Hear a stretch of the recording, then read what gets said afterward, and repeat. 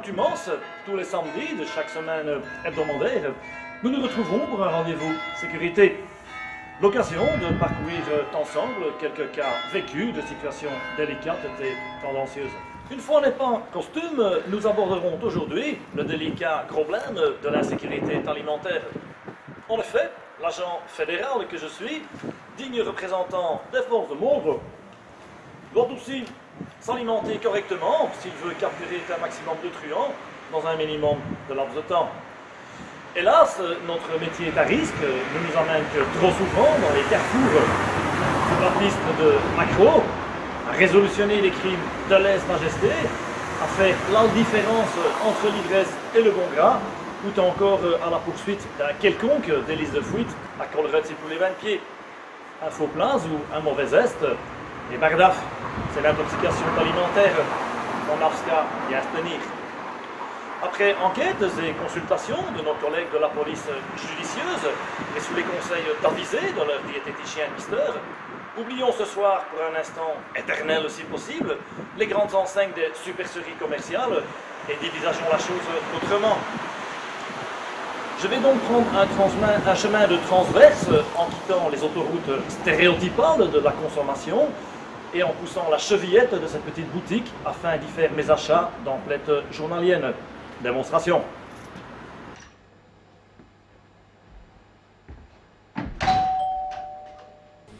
Première impression, c'est bien joli, mais ça sent l'herbe. Heureusement, de Provence. Ortie, tilleul, gros marin, graines des prés. À ce que je vois, il y a du choix. D'autant plus que pour bien te soigner, un teint vaut mieux que deux tu l'auras. Car si parfois le médicament, la plante jamais, les petits vénards qui le savent, ils en ont dans la verveine. Car, comme qui le dit, quand la réglisse, la verge d'or. Dites, préparez-moi une fois un bon petit sachet de mon embuscade, s'il vous plaît. Mais il me semble apercevoir l'odeur du bon pain, supplice irrésistible, d'autant plus que ça gargouille dans moi-même. En effet, j'ai les tomates dans les camions. Je vais donc procéder à une vérification d'usage pas tout à fait désintéressante.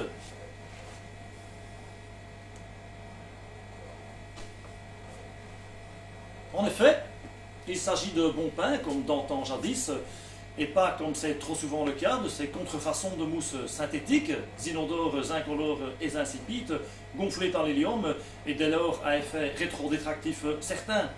Car nonobstant les malgré tout, quand la production de foot se fait faste, c'est souvent berk. Mais poursuivons, si vous le voulez, au hasard d'un détour aléatoire, ce tour du propriétaire Guillet en découvrant le rayon végétable. Si vous êtes du mauvais genre récalcitrons aux fruits et légumes, et que tous ces gens qui végétariens vous font horripiler les poils sur le thorax, je vous conseille néanmoins de goûter ceci. Céleri grave, avocat non véreux, champignons de par ici, tomates tachées joyeuses, pommes de terre en robe de chemise, tout cela m'a l'air bien épétitieux et cultivé avec labour. Prenons cette racine par exemple, tendue comme un arc, craquantes à souhait, de légères courbes rectilignes, un parfum enivrant, c'est une carotte comme je les aime, et pas, comme c'est trop souvent le cas, de l'eau déguisée en légumes. Ici, rien de secret, rien ne se perd, c'est la nature qui te donne forme. Bien sûr, il nous faut nous méfier, et 2 fois plutôt qu'une, de certaines terreurs inexactes et totalement fausses. Si vous souffrez, par exemple, d'hyperglycémie de sucre, méfiez-vous de l'abus de raisin. Cela pourrait vous faire monter la glyque à des niveaux glauques. Pour vous, 2 petits radis suffiront largement à l'affaire. En poussant un peu moins près ma curiosité de curieusonneuse de Monster Pot, je découvre une foultitude de choses. Miel d'abeilles mellifères, sucre de canne à sucre, sirop de date de péremption, gousse de manille, huile de camelote, livre de popote, muesli de céréales killer, autant de produits artisanaux fabriqués manuellement et de surcroît à la main par des artisans authentiques, comme ces excellentes farines moulues à la meule de pierre par exemple, car, comme tout le monde le sache, qui veut aller loin ménage sa mouture.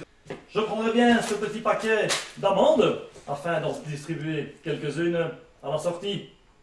J'attire mon attention sur le fait qu'à l'heure du pique-nique, nous pouvons venir, sur la vitesse du pouce, nous délecter d'un bon bol de soupe et d'une tartine façon Botterham. Toujours bon à savoir quand on a oublié son Friovox dans ses pénates. Il paraît que ça goûte et que la chandelle en vaut le détour. Attiré par les endroits insolents et le goût du risque, je descends 3 à 3 les marches de ces catacombes authentiques. Passer cette lourde porte de bois qui date plus qu'improbablement de Jérusalem, c'est un peu retour à la cave départ. Mon flair m'avait bien guidé puisque je n'y ai pas trouvé un vin rayon loin sans faille, c'est le rayon vin. Étonnant tout d'abord d'y trouver ce pinot des Charpentes. Rouge, blanc, tout bulle, le nectar que contient ces maladives bouteilles a des effets plutôt tropes que je ne dois plus expliquer. Un peu, ça va. De trop, ça va aussi, tant que tu passes le test de l'alcootruc. Ceux qui ont le nez nologue et des manières de bouche tant cul de poule ne s'y méprendront pas.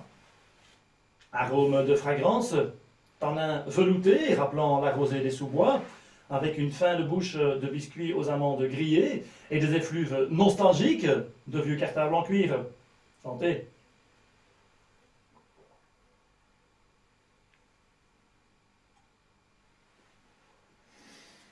Sous l'effet euphonisant de l'ivresse alcoolique, je sens monter en moi une décontracture certaine que ma pudeur désinhibante me permet enfin de m'exprimer au grand jour. Le commerce, c'est un drôle de truc. Méfions-nous des tracts enjolivant l'irréalité des choses. On nage souvent dans le flou des usages de flou, voire le flouze des usages de flouze, en nous prenant trop souvent pour des consommateurs et à travers, avec des promotions tracassantes dans des endroits démesurants. Aussi, c'est décidé, malbouffe s'en va en guerre, mironton, mironton, mirontaine. Adieu supercherie, vive mon épicerie. Je pense avoir ainsi contribué à jeter mon pavé dans l'édifice du commerce de proxémitisme et aider ainsi les petits défaillants à redorer leur haillon de leurs lettres de noblesse. Car on aurait parfois tendance à ne pas assez l'oublier, tous les chemins ne mènent pas à la grande surface et il n'y a que les têtes de moule qui ne changent pas d'avis. Terminons par ce célèbre dicton végétarien, homo homini humus, l'homme est un mou pour l'homme. Bonne course.